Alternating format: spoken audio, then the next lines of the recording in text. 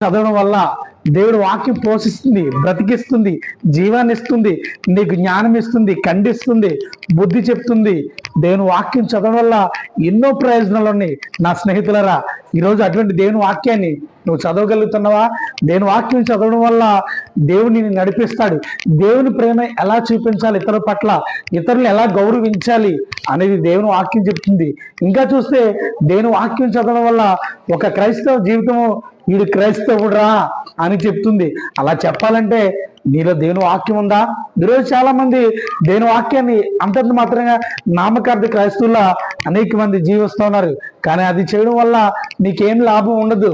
కానీ ప్రతిరోజు దేవుని వాక్యాన్ని ధ్యానించడం వల్ల నీకు ఇతరుల పట్ల ప్రేమ ఎలా కనపరచాలి, క్రీస్తు ప్రేమ నీలో ఉంటే గనక అది ఇతరుల పట్ల అందరికీ నువ్వు చూపించగలుగుతావు. అలాంటి వాక్యాన్ని దులిపేసుకుని ఆదివారం వస్తావు, మరో